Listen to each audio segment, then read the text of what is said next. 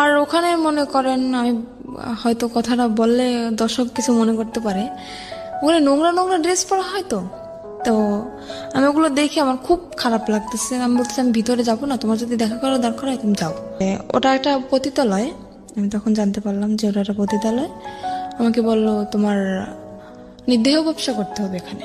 ওই মহিলাই সরাসরি বলল? সরাসরি আমাকে বলতেছে ওই মহিলা।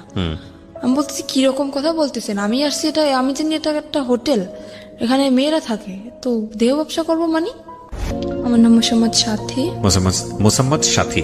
জি। এটাই পুরো নাম? হ্যাঁ, এটা আমার পুরো নাম। আচ্ছা, আমি ছোটবেলা থেকেই বলতেছি।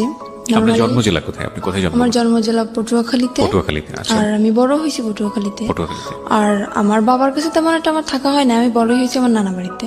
আচ্ছা। সেখান থেকে আমি যখন আমার বয়স 2.5 বছর, তখন মানে আমার আব্বু ছিল কিরকম অলস টাইপের, কাজ খুবই কম করতো। কি করতো আপনার বাবা? আমার আব্বু এমনি আমাদের গ্রামের বাড়িতে জমি আসে, জমি চাষবাস করতো, কিন্তু সেগুলো করতো না সে।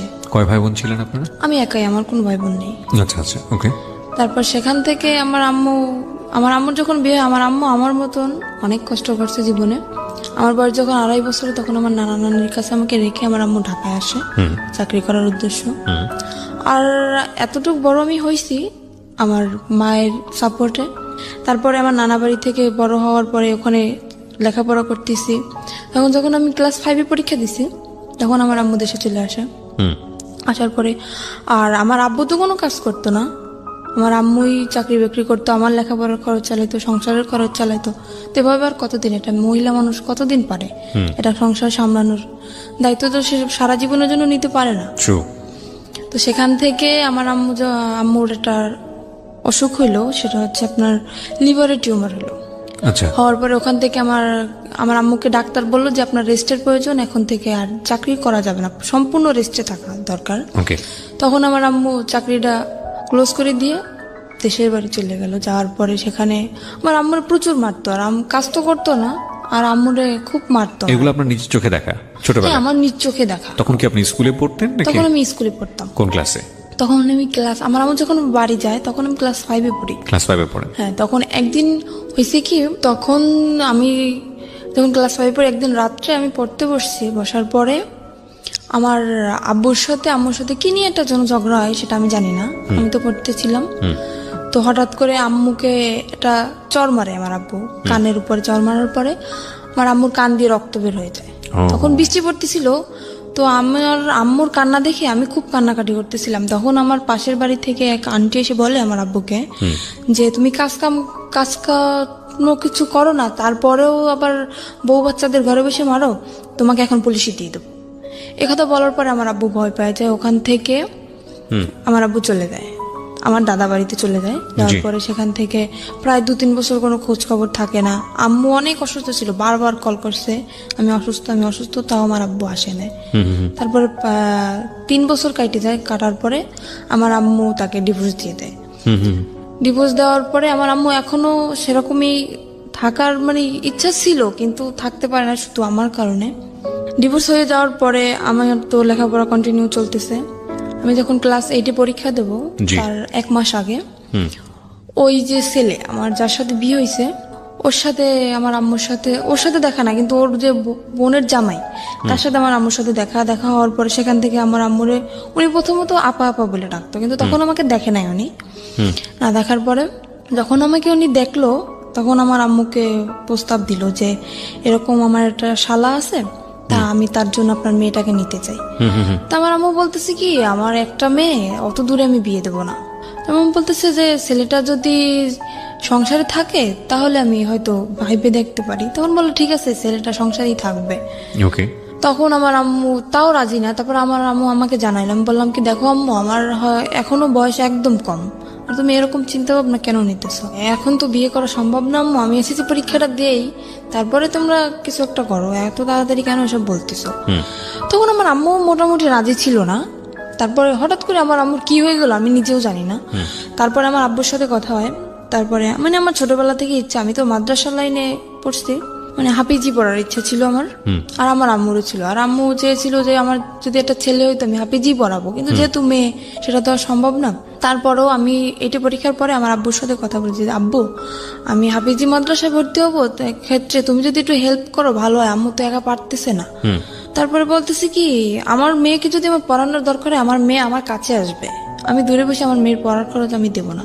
এটা আপনার বাবা বলেছে? হ্যাঁ, এটা আমার বাবা বলে। তারপর আমি আম্মুকে বললাম, দেখো আম্মু তোমার কষ্ট হবে আমি জানি, তারপরও তোমার সন্তানের সুখের জন্য তোমার এটা মাইনে নেওয়া লাগবে। আমি তোমার কাছে থাকতে পারবো না, আমি আব্বুর কাছে চলে যাব। মানে একদম যে ছেড়ে যাবো তা না, মানে লেখাপড়ার উদ্দেশ্যে আমি আব্বুর কাছে যাব। তখন আর বাবা কি আমার- তখন বিয়ে শাদী করেছে? না, আমার আব্বু এখনো বিয়ে শাদী করে নাই। আচ্ছা, তখন বিয়ে শাদী করেন। আচ্ছা, ওকে, তারপর? তারপর সেখান থেকে আমি আমার আব্বুর কাছে চলে যাই। যাওয়ার পরে আমার দাদি আর আমার ফুপু, তখন আমি আমার দাদির কাছে যাওয়ার পরে আমার দাদি আমাকে স্কুলে ভর্তি করে দেয়। সেখানে আমি এটি পরীক্ষার পরের কথা বলতেছি আমি। তো আমার রেজাল্ট বের হয়েছে, তারপরে উনি একদিন হঠাৎ করে আমার আম্মুর নাম্বার কল করছে, যে আমার ননদের জামাই, উনি কল করছে। তারপরে শুনছে যে আমার রেজাল্ট বের হয়েছে, উনি আমার রেজাল্ট শুনলো, শোনার পরে খুব খুশি হয়েছে। তারপর আমরা আম্মুকে জিজ্ঞেস করতেছে, আপনার মেয়ে কি কোরআন শরীফ পড়তে পারে? তো বলতে হ্যাঁ পারে। তখন তো সে আরো খুশি, মানে সে খারাপ কোনো উদ্দেশ্য এটা চায় নাই, সে চাইছে যে ছেলেটা যেহেতু খারাপ, এমন একটা মেয়ের জীবনে আসুক যাতে ও ভালো হয়ে যায়, সেরকম একটা ধার্মিক মেয়ে চেয়েছিল। তখন আপনি বাবার কাছে? হ্যাঁ, তখন আমি বাবার কাছে। কথা হচ্ছে আপনার মায়ের সঙ্গে? হ্যাঁ, কথা হচ্ছে আমার মায়ের সঙ্গে। তখন আমার আম্মু একদিন হঠাৎ করে আমাকে বললো কি, ও আরেকটা কথা, এখানে আমার যে নানার যে ভাই, ছোট ভাই, উনি মারা যায় তখন। আচ্ছা। শুক্রবার দিন উনি মারা যায়। আর তখন আমার স্কুলও বন্ধ, আমি মাদ্রাসা থেকে যাই স্কুলের লাইনে ভর্তি হই, যেহেতু মাদ্রাসায় পড়া হবে না, স্কুলে ভর্তি। সেদিন আমার স্কুল অফ। তো আমার আম্মুকে কল দিয়ে বলতেছি কি, এরকম এরকম যে তোমার নানা তো মারা গেছে, তা তোমার আসা লাগবে। আমি আসলাম, আসার পরে ওই ছেলেটাও তখন সেখানে, উনি ওর ভাইয়ের কাছে আসছে। সেখানে ওর ছেলেটাও আমাকে দেখে। দেখার পরে ওদের মোটামুটি পছন্দ হয় কি না আমি জানি না, আমার মার সাথে কন্টিনিউ ওদের কথা হয় প্রত্যেক দিন, আমি তো সেটা জানি না। তারপরে সেখান থেকে আম্মুর সাথে কথা দীর্ঘদিন যাবত চলে, প্রায় 2 মাসের মতো কথা চলে। জি। হঠাৎ করে আম্মু আমাকে বলে কি, বৃহস্পতিবার দিন, শুক্রবার তো স্কুল বন্ধ, আম্মু বলতেছে কি, আম্মু তুমি আসো, কালকে বিকেল আবার চলে যাও, পাশাপাশি 1 ঘন্টা লাগে যাইতে আমার বাবা বাড়ি থেকে নানা বাড়ি। আমি বলতেছি আচ্ছা ঠিক আছে, আমি আসতেছি। সেখান থেকে আমি কি আসলাম, আসার পরে ওই ছেলেটা রাত্রবেলা আমাদের, মানে ওর 2টো ফ্রেন্ড নিয়ে আমাকে দেখতে আসলো রাত্র প্রায় 8টার দিকে। এসে দেখে গেল, খাওয়া দাওয়া করলো। তারপরে আমি আম্মুকে জিজ্ঞেস করতেছি, আম্মু এটা কে? আমি বলতেছি তোমার জন্য সম্বন্ধ ঠিক করছে, সে ছেলে তোমাকে দেখতে আসছে। আমি তো পুরো রিয়াকশন নিছি, কি অবস্থা, তোমাকে আমি বললাম না যে আমি বিয়ে করবো না, তো দাঁড়াতে, তারপর তুমি বিয়ে ঠিক করছো, আমার কি বিয়ের বয়স হয়েছে? তখনও ক্লাস 8 আপনি? হ্যাঁ, তখন আমি না, তখন তো ক্লাস 9-এ ভর্তি হয়েছি। ভর্তি হয়েছেন? হ্যাঁ, সবেমাত্র ক্লাস শুরু। আমরা যেটা জানি যে জানুয়ারি মাস থেকে প্রায় মার্চ মাস পর্যন্ত সেরকম একটা ক্লাস কিন্তু হয় না। তারপরে সেজন্য আমি ছুটি কাটাতে আসছিলাম। আম্মুকে আমি বলার পরে আম্মু বলতেছে কি, আচ্ছা ঠিক আছে, তুমি যদি রাজি না হও তোমাকে আমি জোর করবো না। ঠিক আছে, আমি চলে গেলাম আব্বুর কাছে, আবার লেখাপড়া শুরু করলাম। তারপরে হঠাৎ করে আমার নানি বলতেছে কি যে, আমি তো অসুস্থ, আমার মনের একটা আশা তুই পূর্ণ করবি। আমি বলতেছি বলো। যেহেতু সে আমাকে মানুষ করছে, তার কোনো কথা তো আমি ফেলতে পারি না। বলতেছি রে বলো। তো বলতেছে যে, আমি যদি মারা যাই, আমার শখ যে তোকে আমি ছোটবেলা থেকে মানুষ করছি, আমার শখ যে তোর বিয়ে দেখে আমি যাব, যদি মারাও যায় তোর বিয়েটা দেখে তারপরে আমি মারা যাবো। আমি বলতেছি কি, রানী দেখো, আমার যে বড় বোন, আমার যে আমি এখন যে বোনের কাছে থাকি, ওর এখনো বিয়ে হয় নাই। তারপরে আমার যে বড় ভাইরা, ওরাও এখনো বিয়ে করে নাই। আমার ফ্যামিলির ভিতর থেকে বলতেছি কারোর বিয়ে না, তুমি হঠাৎ করে আমার বিয়েটা কেন তোমার দেখতে ইচ্ছে হলো? তা বলতেছে আমি বুড়ো মানুষ, আমি এটা বলতেছি আমার মনের ইচ্ছাটা তুই পূরণ করবি না। আমি তো একদমই রাজি না, কারণ আমার ইচ্ছে ভাবনা ছিল অন্যরকম, যে আমি আমার আম্মু যত কষ্ট করেই হোক, যদি আমার এসএসসি পরীক্ষাটা দেওয়া হয়ে যায়, তারপরে আমি যে কোনো একটা ছোটখাটো জব করব, নিজের পড়ার খরচ যাতে নিজে চালাইতে পারি, সেরকম একটা ইচ্ছা ছিল আমার। তো সেখান থেকে নানি তো আমাকে খুব জোরাজোরি করতেছে। এবার আমি বললাম কি, আমার পক্ষে বিয়ে করা সম্ভব না। আমি রাগ করে চলে যাচ্ছি আমার বাবার বাড়ি। সেখান থেকে আমার রাস্তা থেকে আমার জোর করে নিয়ে আসা হয়, তারপরের দিন আমার বিয়ে। আমি জানি না সেখান থেকে। এখানে আপনার বাবার কোনো ভূমিকা ছিল না? না, এখানে আমার বাবার কোনো ভূমিকা ছিল না, আর আমার বাবাকে জানানোও হয়নি। জোর করে নিয়ে আসার পরে তারপরের দিন ছেলেটা, আমার ফোনে ছেলেটার সাথে কথা হয়। আমি ছেলেটাকে অনেকভাবে বুঝালাম, আমি বললাম দেখেন, আমি একটা খারাপ মেয়ে, আমার একটা ছেলের সাথে, মানে যাতে ও রাজি না হয়, সম্পর্কটা যাতে ভেঙে যায়, ছেলেটার সাথে আমি সরাসরি ফোনে কথা বলি। তো তারপরেও বলতেছে, তুমি যাই হও না কেন, আমি তোমাকে মেনে নেবো। বলতেছে আমার একটা ছেলের সাথে সম্পর্ক আছে। তো বলতেছে ছেলের সাথে সম্পর্ক আছে, দেখো আজকালকার ছেলেরাও আশা দেয় ঠিকই কিন্তু বিয়ে করে না, তুমি আমারকে নিয়ে তুমি অসুখী হবো না, তুমি এই চান্সটা মিস করো না। তারপরে জোর করে হোক যাই করে হোক মারামারি হোক আমাকে মারছে পর্যন্ত, আমার খালু আমাকে মারছে, আমার আম্মু আমাকে মারছে বিয়েটার জন্য, জোর করেই বিয়ে দেওয়া হয়। তারপরে ছেলেটা তার পরের দিন আসে, একা আসে বিয়ে করতে, ফ্যামিলি থেকে কেউই আসে না, কারণ ওর ফ্যামিলি থেকে তো ও জানে যে ও কিরকম, সেজন্য ওর ফ্যামিলি থেকে কেউই আসে না, ও একাই বিয়ে করতে আসে। আমি আম্মুকে তখন বললাম আমি জানি না হঠাৎ করে আমার আম্মুর কি হয়ে গেল, যে আম্মু মানে আমার ইচ্ছার বিরুদ্ধে কখনোই কথা বলে না, সেই আম্মু আজকে আমার মারলো ওই ছেলেটার জন্য। তারপরে আমি বিয়েটা হওয়ার পরে বিয়ের 15 দিন হয়ে যায়, আমি তো মোটে মানে ওর কাছেই যাচ্ছি না, ওকে চোখে দেখতে পারতেছি না, ওর সাথে কথায় কথায় আমি ঝগড়া বাঁধাই দিচ্ছি। আমি তো রাজি না, যেহেতু আমার ওকে পছন্দ না, এমনি দেখতে সুন্দর ছিল ও। তারপরে সেখান থেকে বিয়ে হওয়ার পরে প্রায় মাসখানিক হয়ে যায়, তারপরে চিন্তা ভাবনা করলাম যাক যা হওয়ার হয়ে গেছে। আর ও আমাকে বলছিল তুমি যেহেতু লেখাপড়া করতে চাও তোমাকে আমি বিয়ে পরে লেখাপড়া তো একজন ছেলের সঙ্গে বিয়েটা হলো কিভাবে বাসায়? একজন ছেলের সাথে দিয়ে দিল আমার ফ্যামিলি। মানে কাজী এসেছিল? হ্যাঁ কাজী, ওখানে আমাদের সে কোর্টে বিয়ে হয় নাই, বিয়েটা হয়েছিল আপনার মসজিদে বসে। আচ্ছা, কোর্টে বিয়ে হয় না, আমার যেহেতু গ্রাম অঞ্চল। হ্যাঁ, মসজিদে কে কে ছিল আপনার বিয়ের সময়? আমার বিয়ের সময় আমার নানা ছিল, তারপরে আমার একটা খালু ছিল, আর কে কি ছিল আমি জানি না, এই দুজন ছিল সেটা আমি জানি। তার মানে আপনার কাবিন টাবিন কিচ্ছু করা হয়নি? না, কাবিন হয়েছে আমার। ও ছেলের পক্ষে সাক্ষী কে ছিল? ছেলের পক্ষে সাক্ষী কেউ ছিল না, এমনি হয়তো মানে আমার নানার দিক থেকে হয়তো কেউ ছিল। প্রথম কথা হচ্ছে আপনার বয়সই তো হয়নি তখন। আমার তো বয়সই হয়নি, 14 তখন তো বছর কোর্টে বয়স। যাওয়া সম্ভব না। রাইট, 14-15 বছর বয়স আপনার, তখন তো কোর্টে যাওয়া সম্ভব না। কিন্তু আমার ওখান থেকে ওই ছেলেটা একটা চালাকি করছিল কি, কাবিন আপনার বয়স বাড়িয়ে দিয়েছিল? হ্যাঁ আমার বয়স বাড়িয়ে দিয়েছিল কি, আমার একটা ফলস একটা জন্ম নিবন্ধনের কার্ড তৈরি করে, সেটা আমার আম্মুর সাথে একসাথেই মিশে আমাদের পোস্ট অফিস থেকেই করা হয়। সেখানে মানে আমি যখন পড়ালেখা করতেছি তখন হয়তো এক ফাঁকে এসে আমার আম্মুর সাথে করে গেছে, সেটা আমি জানি না। তো সেটা এখন আমার কাছে আছে, সেটা এখন আমার বর্তমান বয়স 21 বছর দেওয়া। বর্তমান বয়স। তারপর সেখান থেকে তো বয়স বাড়ানো হয়, কাবিনও করা হয়। কাবিন করার পর তারপরে 1 মাস পরে চিন্তা করলাম যাক যা হওয়ার হয়ে গেছে, খামাখা ও ছেলেটা তো আর কোনো অপরাধ করে না, যেহেতু বিয়ে হয়ে গেছে আমি মেনে নিলাম। নেওয়ার পরে আমি বিয়ের 1 মাস পর ওকে বললাম কি দেখো আমার ইচ্ছা না যে আমি বাবার বাড়ি থাকবো, তোমার যদি মনে করো শুধু থাকার মতো একটা ঘর থাকে আমার তাতেই চলবে, কিন্তু আমি বাবার বাড়ি থাকতে চাই না, তুমি আমাকে তোমার নিজের বাড়ি নিয়ে চলো। ও তো নিজের বাড়ি আমাকে নেবে না, একদমই না, কারণ আমি যদি সম্পূর্ণ সত্যিটা জেনে যাই তখন ওর সমস্যা না, আমাকে নেবে না। তখন আমি আমার শাশুড়ির সাথে কথা বললাম যে আম্মা দেখেন এরকম এরকম আমার তো এখানে থাকতে ভালো লাগে না, আর লোকজন কি মনে করবে, আমার বিয়ে হয়ে গেছে তারপর আমি বাবার বাড়ি থাকতেছি। তো বলতেছে আচ্ছা ঠিক আছে তুমি আসো। সেখান থেকে আমার আম্মু কি করলো, ওর কাছে টাকা নেই, ও তো কাজ করে না, বিয়ের 1 মাস হয়ে গেছে, 1 মাস যাবত আমাদের বাড়িতে কাজ কাম তো কিছু করে না। আমার আম্মু করতেও বলে না, যেহেতু নতুন জামাই তাকে তো আর কাজ করতে বলা যায় না। আমার আম্মু কি করলো, আমার নানার কাছ থেকে 20,000 টাকা নিয়ে আসলো, আসার পরে আমাকে দিল, দেওয়ার পরে বললো আচ্ছা ঠিক আছে তোরা এটা নিয়ে যা, যেহেতু কিছু দিতে পারি নাই। বিয়ের 1 মাস পরে চলে গেলাম শ্বশুর বাড়ি, যাওয়ার পরে কিসি বাড়ি আমি যাওয়ার পরে আমি তখনই আমার মনে একটু সন্দেহ হয়েছে, আমাকে একদমই বাইরে বেরোতে দিত না। শ্বশুর বাড়িতে কি আপনি কি পেলেন, মানে শ্বশুর শাশুড়ি কাউকে পেলেন? না আমার শ্বশুর নেই, আমার শ্বশুর মারা গেছে আজকে 26 বছর। আচ্ছা, তো শাশুড়িকে পেলেন তো নিশ্চয়ই? হ্যাঁ শাশুড়ি আছে আর আমার একটা ননদ আছে। তারপর ননদটা বিয়ে দেওয়া, তো আমার শাশুড়ি একাই থাকে বাড়িতে। সেখানে যাওয়ার পরে আমাকে একদম বাইরে বেরোতে দিচ্ছে না, আর আমি যে গোসল করব সে গোসলের পানিটা পর্যন্ত আমার ঘরে আইনে দিচ্ছে আমার শাশুড়ি। আমি তো মহা খুশি যে এরকম একটা শাশুড়ি পাইছি আমি, যে আমার গোসলের পানিটা পর্যন্ত আমার ঘরে এনে দিতেছে, আমার বাইরে যাইতে দেয় না। দেখ আমি ভাবছি হয়তো আমি 5 ওয়াক্ত নামাজ পড়ি, হয়তো সেই কারণে আমার শাশুড়ি চায় না যে পরপুরুষ আমাকে দেখো, এর জন্য পানিটা এনে দেয়, কিন্তু তাদের মনের ভিতর তো অন্য কিছু।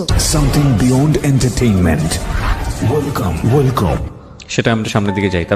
তারপরে সেখান থেকে 3 মাস পার হয়ে যায়, যাওয়ার পর আমার একটা চাচা শ্বশুর ছিল, সে সবার ছোট ছিল, সে আমাকে খুব আদর করতো। মানে নিজের বাবার কাছ থেকে আমি যতটুকু আদর না পাইছি তার কাছ থেকে ততটুকু আদর মনে হয় আমি পাইছি। কিন্তু বিয়ের 6 মাস পরে উনি মারা যায়, আমার সেই চাচা শ্বশুর মারা যাওয়ার পরে সেখান থেকেই আমার সংসারে আগুন লেগে গেল। কারণ আমার ওই চাচারে খুব ভয় পাইতো আমার হাজবেন্ড, যার কারণে মানে কোনো কিছু করতে গেলে ভাবতো, অন্তত 50 বার ভাবতো। তো উনি মারা যাওয়ার পরে, উনি যেদিন মারা গেছে সেদিন রাত্রেও আমি তো জানি না, আমাকে বলতেছে কি দেখো আমার বাড়ির যত দায়িত্ব আমার চাচার উপরে ছিল, যেহেতু সে মারা গেছে এখন কিন্তু সব দায়িত্বটা আমার। তো আমার যদি রাত্রে ফিরতে দাঁড়িয়ে তুমি কখনো আমাকে জিজ্ঞেস করবে না যে তুমি কোথায় গেছিলা। এটা মানে আপনার হাজবেন্ড আপনাকে বলেছিল? আমাকে বলে। আর আমি এতটুকু বিশ্বাস ওকে আমি করতাম, আমি যদি চোখের সামনে দেখতাম যে ওটা কিছু করতেছে, তারপরেও যদি বলতো যে না আমি এটা করি নাই, তাও আমি বিশ্বাস করে নিতাম। আমি এতটা বিশ্বাস ওকে আমি করতাম। সেখান থেকে ও যেদিন ওর চাচা মারা যায় ওদিন ও সারা রাত্র বাড়ি ফিরলো না। ও তখন জোর আসলে আমি তো জানি না। সকালবেলা বাড়ি ফিরলো, আমি জিজ্ঞেস, ও যেহেতু আমাকে বলছে সন্ধ্যার দিকে যে তুমি আমাকে জিজ্ঞেস করবা না, আমি জিজ্ঞেসও করিনি। আর আমিও খুব কান্নাকাটি করতেছি যে আমাকে এত ভালোবাসতো, সে হঠাৎ করে মারা গেল। তা আমি আর ওকে জিজ্ঞেস করিনি। পরপর 3-4 দিন এরকম ও বাড়ি আসতেছে না। তারপর আমি ওকে জিজ্ঞেস করলাম কি এমন কাজ তোমার সারা রাত্র? আমার চাচা শ্বশুর তো এরকম সারা রাত্র বাড়ি পাহারা দিত না, তুমি তো রাত্র পর্যন্ত কি করো? আমাকে বললো মেয়ে মানুষের মতো থাকো, তোমার এত শক্তি দরকার আছে? বললাম আচ্ছা ঠিক আছে। সে কাজ করতেছে না কিছু না, সারা রাত্র ওরকম জো খেলে দিনের বেলা এসে ঘুমাইতেছে। এভাবে কি সংসার চলে? আমি বললাম কি দেখো, এখন হয়তো আমি একা আছি, ভবিষ্যতে আমাদের একটা বেবি আসবে, তখন তার তো ভবিষ্যৎ আছে। তোমার জীবন নিয়ে তুমি না ভাবতে পারো, কিন্তু আমার তো লাইফে অনেক কিছু করার বাকি। তুমি আগে বলছো যে লেখাপড়া করাবা, সেটাও করালে না। তারপরে এখন যতক্ষণ আমাদের একটা বাচ্চা কাচ্চা হবে তাকেও কি আমি এরকম মূর্খ বানাবো? তাকে কি লেখাপড়া করা লাগবে না? তাকে মানুষ করা লাগবে না? বলতেছে অবশ্যই। সে সেদিন কি করলো, 4টা টাচফোন নিয়ে আসছে। আর ও যদি খেলাধুলো করতো, মানে খুব এক্সপার্ট ছিল খেলাধুলায়, 4টা টাচফোন নিতে আমি জিজ্ঞেস করলাম কি ব্যাপার, তুমি 4টা টাচফোন কোথায় পেয়েছো? তো বলতেছে যে আমার একটা বন্ধু টাকা নেই, আমার কাছে বন্ধক রাখছে। তোমার নিজের কাছে টাকা নেই, তুমি আর একজনের তো বন্ধক রাখছো, আমি বুঝতে পারতেছি না। ও হঠাৎ করে অনেক বাজার নিয়ে আসলো বাসায়। আমি তো অবাক হয়ে গেছি, কি ব্যাপার, কোথায় পেলো এত টাকা? সেখান থেকে আমার মনে একটু সন্দেহ আসলো। তারপরে ওর একটা বন্ধু আছে, ওর কাছে ও ঘুমাই গেছে, ওর ফোন দিয়ে আমি ওর কাছে কল করলাম যে আচ্ছা ও এত রাত্র পর্যন্ত কি করে, আপনি তো সবসময় ওর সাথে থাকেন, সত্যি কথা বলেন তো আমাকে। তো বললো কি ভাবি আমি আপনাকে একটা কথা বলি যে জীবনে স্বামীকে এত বিশ্বাস করবেন না। বলতেছি কেন? তা বলতেছে ও সারা রাত্র কি করে আপনি জানেন? আমি বলতেছি না আমি তো জানি। কে বলছে আপনাকে এটা? ওটা ওর বন্ধু বলতেছে আমাকে। আচ্ছা, ওর বন্ধুকে আপনি আগে থেকেই চিনতেন? হ্যাঁ, ওর বন্ধু অনেকবার আসছে আমাদের বাড়িতে। ওকে, সো ওর বন্ধুই আপনাকে কথাগুলো বলছে? হ্যাঁ, বন্ধু আমাকে কথাগুলো বলতেছে যে ভাবি আমি যে কথাগুলো আপনাকে বলতেছি এটা ওকে বলবেন না, তাহলে কিন্তু ও আমার সাথে ঝগড়া লাগাই দেবে। বললাম যে ঠিক আছে আমি বলবো না, আপনি বলেন। তো বলতেছে ও এরকম সারা রাত্র জুয়ো খেলে বেড়ায় আর মারামারি করে এর সাথে ওর সাথে। আমি তো আপনাকে বলি না, কারণ আপনি যেহেতু নতুন বিয়ে হয়েছে আপনাদের, বললে হয়তো সংসারে সমস্যা হইতে পারে, এর জন্য আমি বলি না। তারপরে একদিন রাত্র এরকম সারা রাত্র আমি কি অসুস্থ, আমার প্রচন্ড মাথা ব্যথা আর জ্বর। আমি ওকে বললাম কি আমাকে কিছু ওষুধ এনে দিয়ে যাও, আমার খুব ক্লান্ত লাগতেছে শরীরটা।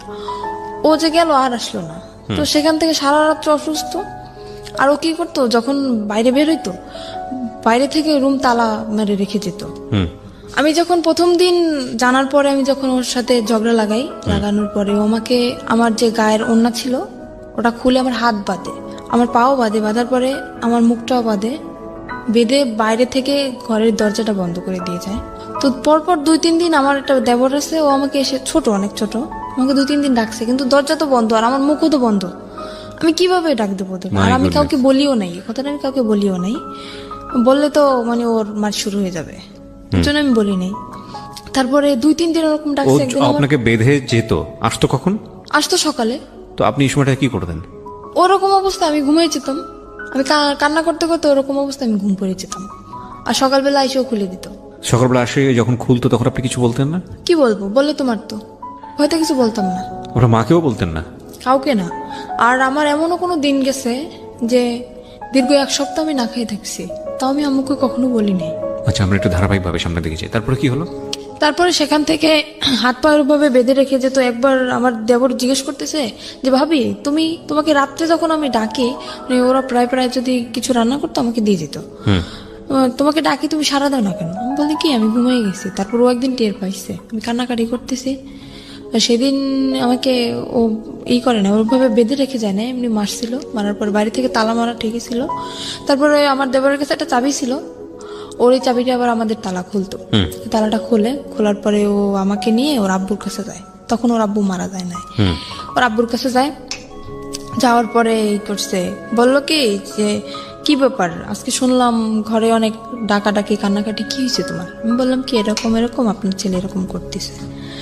বলার পরে সে আমাকে বলল কি, মানে আমি কিন্তু আর একটা চাচার কথা বলতেছি এখানে, আমার যে বড় চাচা ওনার কথা বলতেছে। সে বলতেছে, তার কাছে বলার পরে সে বলতেছে যে এরকম করতেছে, তা তুমি আমাকে জানাওনি কেন? বলতেছে এমনিতেই জানাইনি, চাই না, আমি নিজেই শাসন করতে চাই ওকে, দেখি কি হয়, তারপরে যদি না শুনে তখন আপনাদেরকে আমি জানাবো। সেরকম চিন্তা নিয়েছিলাম আমি।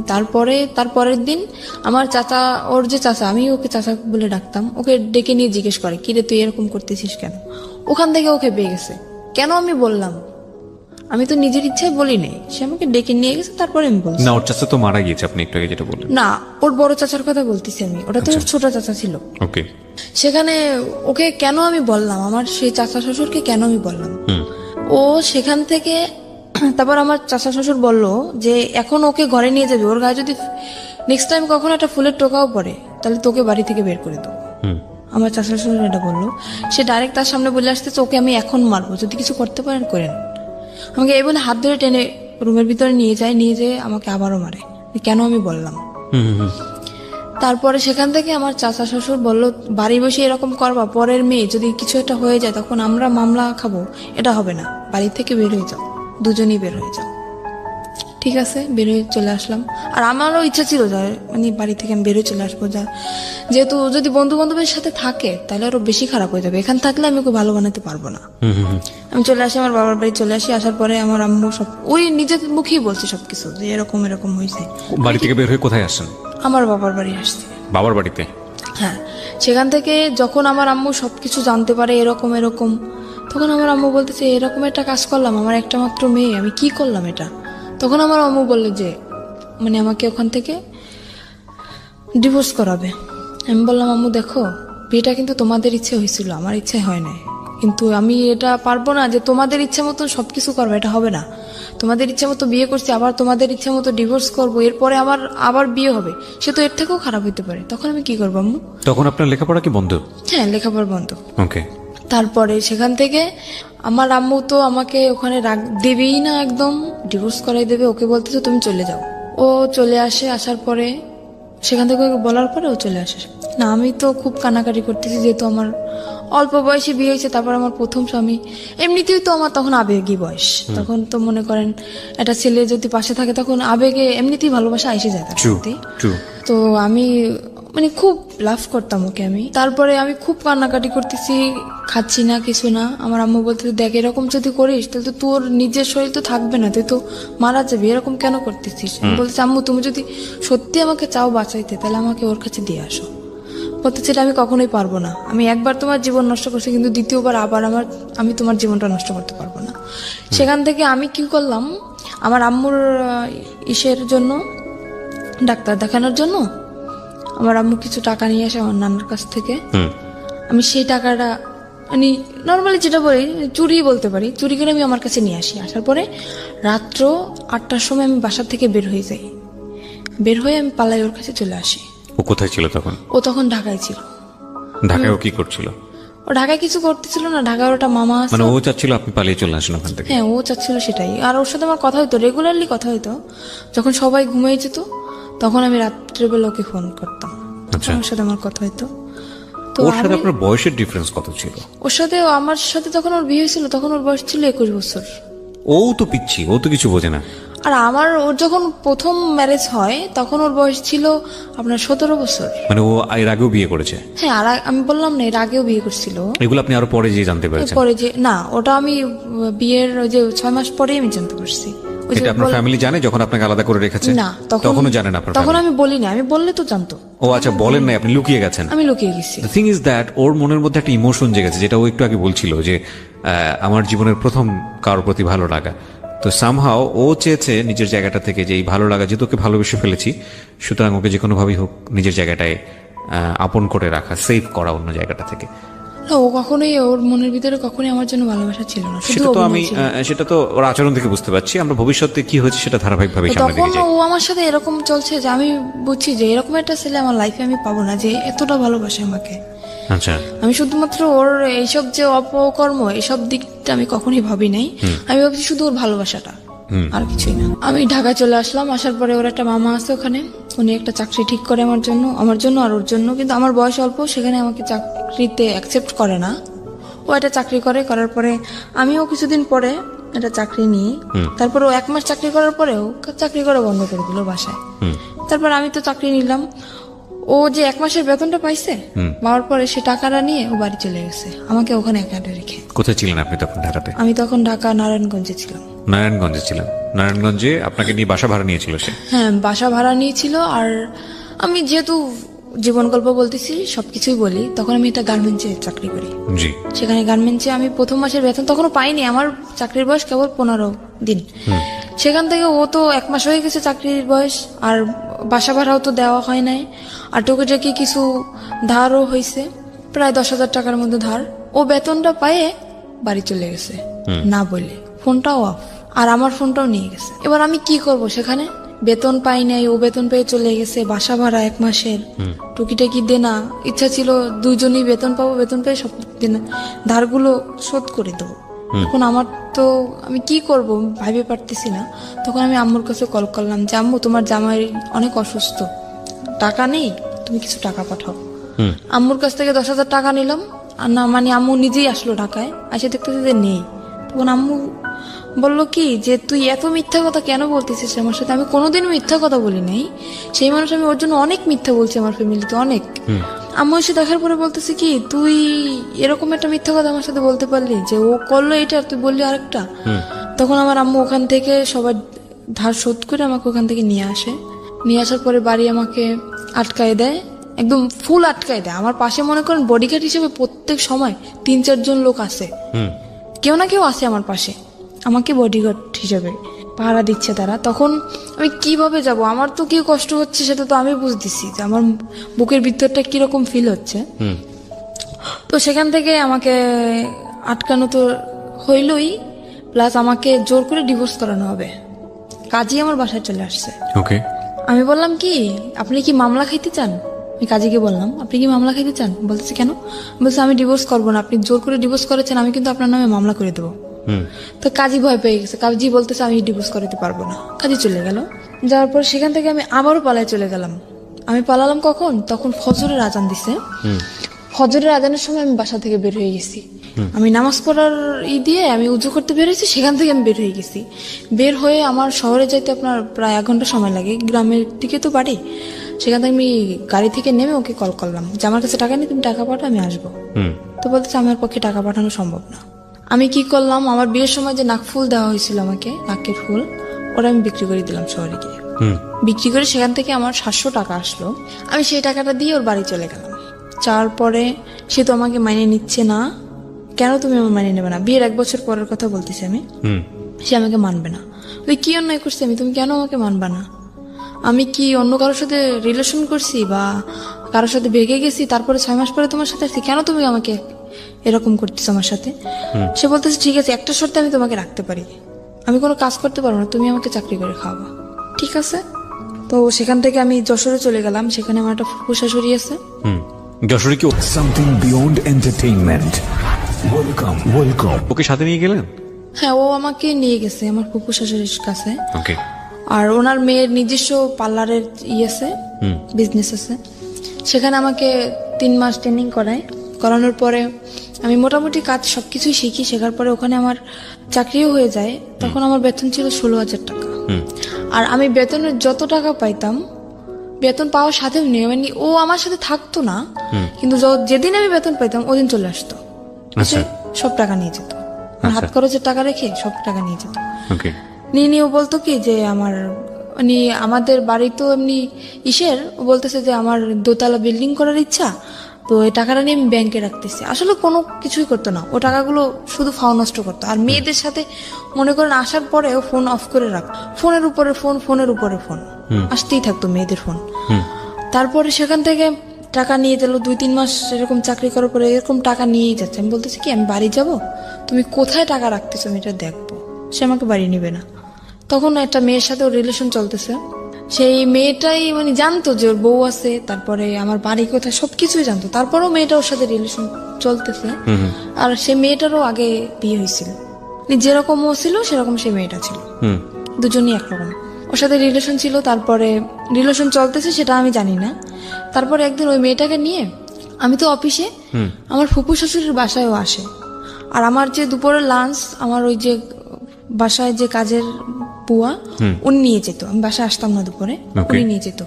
তো দুপুরের সময় ও যখন আসে আমাকে ওই কাজের বুয়া বলে কি যে, আমি ওকে খালা বলে ডাকতাম, তো বলতেছে, উনি আমাকে একদম মেয়ের মতোই দেখতো, তো বলতেছে আম্মু তোকে একটা কথা বলবো, তুই কাউকে বলবি না আর আমার নামটাও বলবি না।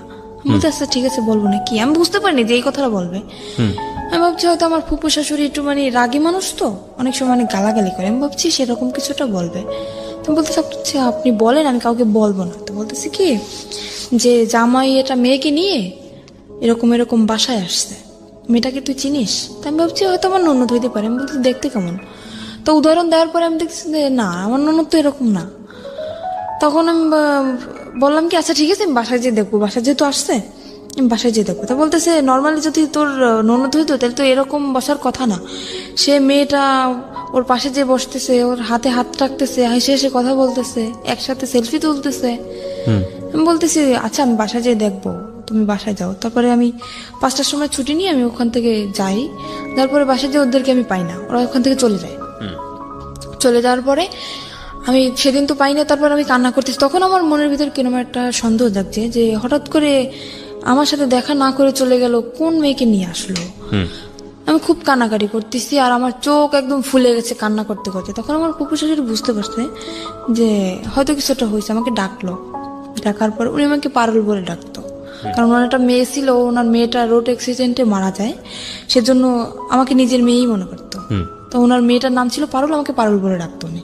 তো বলছে পারুল তোর কি হয়েছে? আমি বলছি কিছুই হয় নাই। তো বলতেছে কান্নাকাটি কেন করতেছিস? আমি বলতেছি কি আপনি সবকিছুই জানেন তাও নাটক কেন করতেছেন? তো বলতেছে কেন, আমি কি করছি, কিসের নাটক করলাম? আমি বললাম আপনার বাসায় যেটা মেয়েকে নিয়ে আসছিল সে মেয়েটা কে? আমার ফুপু সবকিছু জানে, আর ওই যে জিনিসটা ওটাই আমার ফুপু শাশুড়ির হাত ছিল। তারপরে প্রথম বুঝতে পারিনি, তারপরে মানে নিজের ভিতর থেকে চিন্তা ভাবনা করে দেখলাম যে সে যেহেতু জানবে না তাহলে এরকম একটা কাণ্ড কিভাবে ঘটলো। তার বাসায় মেয়েটাকে নিয়ে আসলো, ওর ইচ্ছা ছিল যে আমাকে প্রথমত দেওয়ার ইচ্ছা ছিল না, ওখানে যেখানে আমাকে বিক্রি করা হয়েছে দেওয়ার ইচ্ছা ছিল না। ওর ইচ্ছা ছিল যে মানে ওই মেয়েটাকে ও দেবে ওখানে। তো ওই মেয়েটা রাজি হয় না। মেয়েটা বললো কি ওকে একটা শর্ত দিল যে আমি যাইতে পারি ওই জায়গায়, তুমি যদি আমাকে বিয়ে করো তাহলে আমি যাবো। তারপরে সেখানে ওই মেয়েটাকে নকল রেজিস্ট্রি করে ও বিয়ে করে। এবার সেখান থেকে ওই মেয়েটাকে নকল রেজিস্ট্রি করে বিয়ে করে। বিয়ে করার পরে আমি যখন জানতে পারি ওর সাথে বিয়ে হয়ে গেছে, তখন আমি ওখান থেকে বাড়ি চলে যাই। বাড়ি চলে যাওয়ার পরে দেখতেছি ওরা দুজনই বাড়ি। জিজ্ঞেস করলাম কি ব্যাপারে, মেয়েটা কে? আমাকে সেখান থেকে বাড়ি একদম ঢুকতেই দিল না, মানে রুমের ভিতরে ঢুকতেই দিল না। মেয়েটা তো রুমের ভিতরে, ও তো জানে যে বউ আছে। বাড়ি মানে আপনার শ্বশুর বাড়ি? হ্যাঁ আমার শ্বশুর বাড়ি। ও তো কোনো অ্যাকশন নিচ্ছে না, কিন্তু আমি তো পুরো একদম মনে করেন একটা মেয়ের কখনোই চাইবে না যে তার স্বামীর লাইফে অন্যটা মেয়ে আসুক।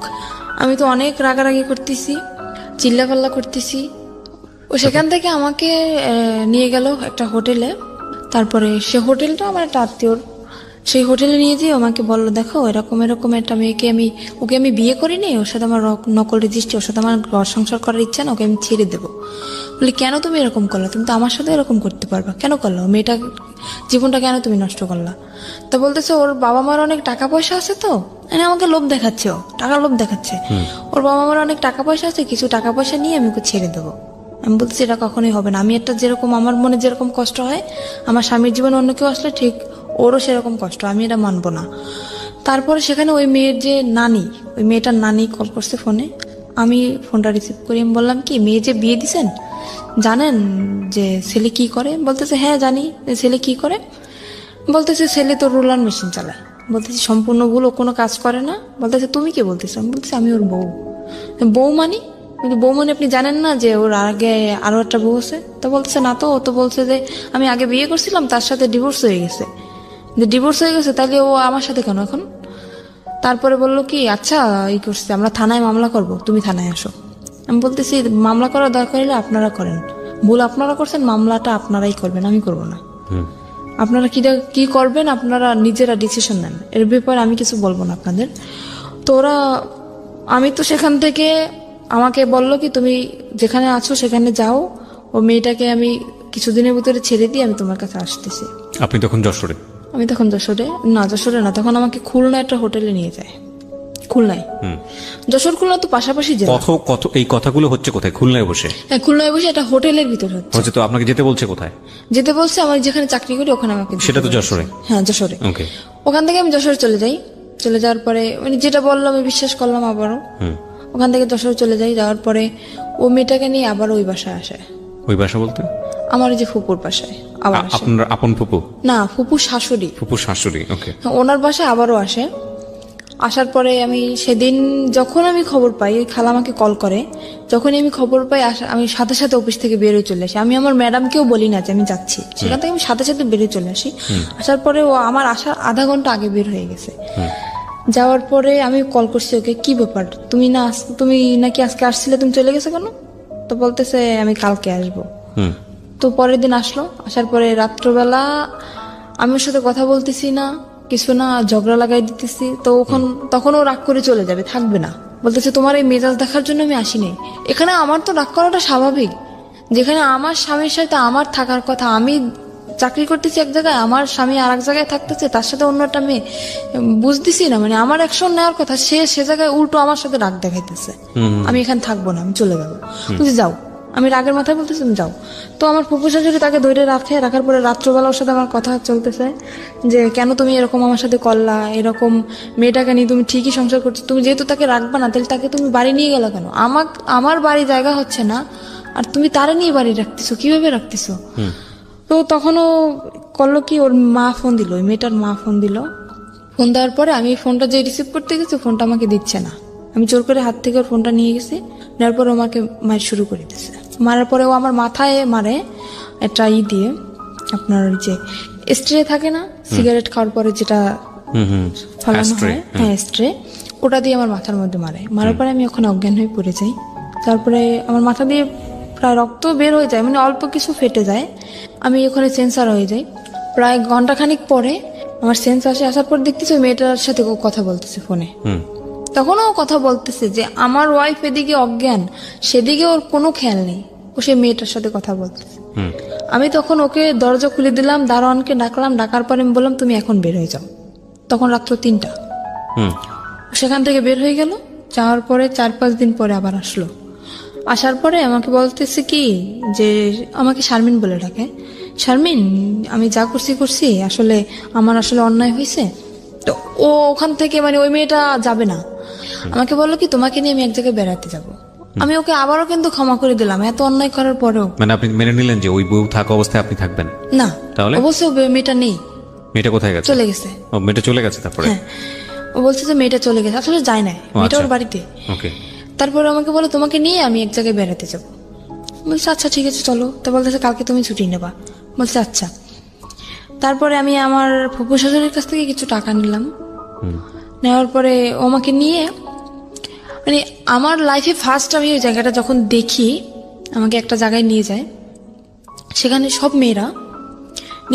সেখান থেকে আমি দেখার পরে আমি বলতেছি কি ব্যাপার, তুমি আমাকে কোথায় নিয়ে আসছো? তা বলতেছে কি এটা একটা হোটেল মেয়েদের, এখানে শুধু মেয়েরাই থাকে, এখানে কোনো ছেলেরা থাকে না। আমি বলতেছি ছেলেরা থাকে না তো তুমি ঢুকলা কিভাবে এখানে? তা বলতেছে তুমি বুঝবো না, এখানে একটা মেয়ের সাথে আমার সাথে এটা কথা হয়েছে, একটা মেয়ের সাথে আমার সাথে বন্ধুত্ব, ওর সাথে আমি দেখা করতে আসছি এখানে। বলতে দেখা করতে আসছো তো আমাকে নিয়ে আসছো কেন? তা বলতেছে তুমি চলো, তোমাকে দেখতে চাইছে। বলতে আচ্ছা ঠিক আছে চলো। আর ওখানে মনে করেন, আমি হয়তো কথাটা বললে দর্শক কিছু মনে করতে পারে, ওখানে নোংরা নোংরা ড্রেস পরা হয়। তো আমি ওগুলো দেখে আমার খুব খারাপ লাগতেছে। আমি বলতেছি আমি ভিতরে যাবো না, তোমার যদি দেখা করার দরকার হয় তুমি যাও, আমি এখানে নিচে দাঁড়াইতেছি, তুমি যেই দেখা করে চলে আসো। তো বলতেছে না তোমার যাওয়াই লাগবে। আমাকে নিয়ে দোতলায় গেল, ওরা দোতলা সিস্টেম, দোতলায় গেল। যাওয়ার পর একটা রুমের ভিতরে ঢুকানো হলো। ও রুমটা ভিতর থেকে বন্ধ করে দিল। কে বন্ধ করলো? আমার হাজবেন্ড ভিতর থেকে বন্ধ করে দিল, আমার সাথেই ও ভিতর থেকে বন্ধ করে দিল। সেখানে কিছুক্ষণ কথাবার্তা আমার সাথে বলার পরে বলতেছে তুমি এখানে বসো, ও তো আবার সিগারেট খায়। তো বলতেছে তুমি এখানে বসো, আমি একটু সিগারেট খেয়ে আসি, নিচের থেকে নিয়ে আসি, এটা বলতে চলে গেল। ঘন্টার পর আমার ফোনটা নিয়ে গেছে, যাতে আমি কারোর সাথে যোগাযোগ করতে না পারি। ঘন্টার পর ঘন্টা কাটে গেল, তার কোনো খবর নাই, কি ব্যাপার। তারপর আমি ওখানে একটা খাট ছিল, শুধু খাটই ছিল রুমের ভিতর, শুধু খাট, আর কিছু ছিল না তখন। তারপর আমি ওখানে ঘুমিয়ে যাই। ঘুমানোর পরে রাত্র তখন আমি রাত্রে খাইও না, আর রাত্রে আমার রুমে কেউ আসেও না ওখানে। তারপর সকাল হয়ে যায়, সকাল হওয়ার পর আমি বুঝতে পারিনি যে সকাল হয়েছে। আমি ঘুমাই যাওয়ার পরে এবার সকালবেলা একটা মেয়ে আসলো, আমার জন্য নাস্তা নিয়ে আসছে। আমি বলতেছি কি, আচ্ছা আমার হাজবেন্ড কোথায় বলতে পারেন? বলতেছে আপনার হাজবেন্ড কে? আমি বলতেছি আমার হাজবেন্ড কে মানে আমার সাথে যে আসছে উনি আমার হাজবেন্ড। তো বলতেছে তা তো জানি না, আপনি ম্যাডামের কাছে জিজ্ঞেস করে নেন। তারপরে আমি সকালে নাস্তা করলাম। আমি বলতেছি কি ব্যাপার কিন্তু আমাকে আপনার হাজবেন্ডের কাছে ফোন ছিল না? হ্যাঁ ওর কাছে তো ফোন ছিল। আপনার কাছে ফোন ছিল না? আমার ফোনটা তো নিয়ে গেল। নিয়ে গেছে? বললাম না যে আমার ফোনটা নিয়ে গেছে যাতে আমি কারোর সাথে যোগাযোগ করতে না পারি। এবার তো আপনি ওই যে কোনো কারোর কাছ থেকে ফোন নিয়ে তোর নম্বরে ফোন দিতে কিভাবে দেবো? আমি তো রুমের ভিতরে আটকানো, আর ওখান থেকে তো আমার কল ওকে করার বাইরে কোনো থেকে চেষ্টা আটকে নেই। দিয়ে গেছে? হ্যাঁ বাইরে থেকে আমাকে তালা মেরে রেখে গেছে। আর আমি প্রায় এক সপ্তাহের মতো কিন্তু বাইরে থেকে আপনাকে যখন তালা মারলো তখন আপনি বললেন না তুমি আমাকে তালা মারতেছো কেন? না, ও সেটা আমি তো বুঝতে পারি নাই যে ও বাইরে থেকে তালাবদ্ধ করে রেখে গেছে। বা এখানে কি কি ফাংশন হবে আপনি আগে থেকে জানতেন? আমি তো জানি না, আমি কিভাবে বুঝবো? আমার মনের ভিতরে যদি সেরকম কোনো সন্দেহ থাকতো তাইলে তো আমি বুঝতে পারতাম যে ও আমাকে আটকে রেখে যাচ্ছে বা ও আমাকে ছেড়ে এখানে রেখে ও কোথাও চলে যাইতেছে, তাহলে তো আমি ওকে বাধা দিতাম। তো ওটা তো মানে লক সিস্টেম, তো ভিতর থেকে ও করে বাইরে থেকে তালা মেরে রেখে গেছে। ওই লক করে দিয়ে তারপরে উপরে চিকল লাগে তারপর তালা মারছে। কিন্তু আগে যে লক করে তালা মারছে সেটা আমি জানি না, তো বাড়ি থেকেও তালা মারা। তো আমি নাস্তা করার পরে তার 2-3 ঘন্টা পরে একটা মহিলা আসলো, এসে আমাকে বলতেছে, আমার নাম জিজ্ঞেস করলো। তারপরে আমি বলতেছি কি, আমি তাকেও জিজ্ঞেস করতেছি, আমি তো পাগল হয়ে গেছি পুরো, কি ব্যাপার কোথায় গেল? বলতেছে আচ্ছা আমার হাজবেন্ড কোথায়? তা বলতেছে হাজবেন্ডকে কি বাঁচাইতে চাও? আমি বলতেছি কেন? তো বলতেছে তোমার হাজবেন্ড আমার কাছে আছে। আপনার কাছে আছে তো ভালো কথা। তা বলতেছে আমাকে বললো যে ওটা একটা পতিতালয়। আমি তখন জানতে পারলাম যে ওটা একটা পতিতালয়। আমাকে বললো তোমার দেহ ব্যবসা করতে হবে এখানে। ওই মহিলাই সরাসরি বললো? সরাসরি আমাকে বলতেছে ওই মহিলা। আমি বলতেছি কিরকম কথা বলতেছেন? আমি আসছি এটা, আমি জানি এটা একটা হোটেল, এখানে মেয়েরা থাকে, তো দেহ ব্যবসা করবো মানে? তা বলতেছে তোমার হাজবেন্ড আমার কাছে বন্দি আছে, যদি তোমার হাজবেন্ডকে বাঁচাইতে চাও তখন বাধ্যতামূলক তোমার এটা করতেই হবে। তারপরে উনি এটা ছুরি বের করলো না ব্যাগ থেকে আমার সামনে। ওরা আমার সামনে ধরার পরে বলতেছে যদি তুমি না রাজি হও তাহলে তোমাকেও মেরে ফেলা হবে, তোমার হাজবেন্ডকেও মেরে ফেলা হবে। কিন্তু আমার হাজবেন্ড তো ঠিক ঘুরে বেড়াচ্ছে, আমি তো ওখানে বন্দি। মানে ওকে যেরকম শিখিয়ে দিয়ে গেছে ওই মহিলাকে, আমাকে সেভাবেই বলতেছে। তো আমি ভয় পেয়ে যাই, আর আমি চিন্তা করি আমি মারা যাই কিন্তু আমার হাজবেন্ডের তো আমি খুব ভালোবাসি, আমি ওর মৃত্যুটা আমি মেনে নিতে পারবো না। তখন আমি বললাম কি আচ্ছা ঠিক আছে, আমি রাজি হই ওখানে ভয়তে। তো ওটা তো আপনার হয় লাইসেন্স প্রাপ্ত, লাইসেন্স না হলে ওটা হয় না। সেখানে আমাকে থানায় নিয়ে যাওয়া হয় ওখানে, আর আমাকে শিখিয়ে দিছে যে যদি কেউ বলে, জিজ্ঞেস করে তুমি কি ভয়ে ছুটে করতেছো সব, বা কেউ কি তোমার ভয় দেখাইছে বা কিসের জন্য করতেছো, যদি জিজ্ঞেস করে তো সম্পূর্ণ তুমি একটা কথাই বলবা যে আমাকে কেউ জোর করে না, আমার দারিদ্রিক সমস্যার কারণে আমি এসব করতে রাজি হয়েছি। এটা আপনাকে শিখে দেওয়া হয়? এটা আমাকে শিখিয়ে দেওয়া হয়। তো আমার মনের ভিতরে তো ভয়, যেহেতু আমি যদি একলা থাকতাম তাইলে হয়তো আমি স্যারের সাথে বলতে পারতাম যে স্যার না আমাকে ভয় দেখানো হচ্ছে, কিন্তু আমার হাজবেন্ড ওনাদের কাছে জিম্মায় আছে, ওনাদের কাছে বন্দি, সে ভয়তে আমি বলতেছি না। তো স্যার আমাকে জিজ্ঞেস করলো যে তোমার বয়স তো একদম কম, তো এই কম বয়সে কেন তুমি এসব করতে চাইছো? আমি বলতেছি আমার সমস্যা আছে ফ্যামিলিগত। আমার মানে থানায় গেছেন আপনি? হ্যাঁ থানায় আমি তখন। ওকে। উনি আমাকে সবকিছু জিজ্ঞেস করলো, তারপর আমাকে একটা পেপারে সাইন করানো হয় যাতে আমি পরে কোনো ঝামেলা না করতে পারি। মানে আমি স্বইচ্ছায় এসব করতেছি, আমাকে একটা পেপারে সাইন করানো হয়, আর ওখানে আমার ছবি টবি সবকিছু তুলে রাখা হয়। ফাইন, এখানে একটা কথা আছে, সেটা হচ্ছে আপনার কাছ থেকে কোনো সার্টিফিকেট চাওয়া হয়েছিল, বয়সের কোনো সার্টিফিকেট? হ্যাঁ বলছিল যে তোমার বয়স কত, আমাকে শিখিয়ে দেওয়া হয়েছিল যে তুমি বলবে তোমার বয়স, বর্তমান বয়স 20 বছর।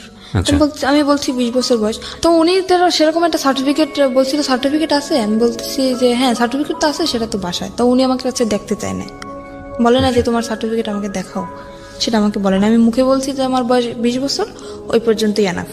তারপরে সেখান থেকে আমাকে নিয়ে আসা হয়। নিয়ে আসার পরে তার পরের দিন, মানে কথাটা বলতে আমার কিছু একটা সংকোচ বোধ হচ্ছে। আপনি আপনার মতো করে বলেন, কোনো সমস্যা নাই। সেখান থেকে পরের দিন সকালে ঘুম থেকে ওঠার পরে ওয়াশরুম তো ভিতরেই, গোসল করি। গোসল করার পর একটা ছেলে আসে আমার রুমে। তখন আমাকে একটা মেয়ে বলে যায় খবরদার ছেলের সাথে যেন কোনো রকম খারাপ আচরণ না হয়। তো ছেলেটা খুবই ভদ্র, আমি সারা জীবনের জন্য দোয়া করব যাতে ওকে আল্লাহ মানে সাফল্য যেটা চাইছিল, ওর জীবনের সমস্ত কাহিনী আমাকে বলছিল। তো ও একটা মেয়ের সাথে এরকম রিলেশন করছিল। ছেলেটা আসার পরে কি হয়েছে? ছেলেটা আসার পরে আমাকে তখন ও রুম ভিতর থেকে বন্ধ করে দেয়। তখন আমি বুঝতে পারছি যে কেন আসছে, একটা ছেলে একটা মেয়ের রুমে কেন আসে।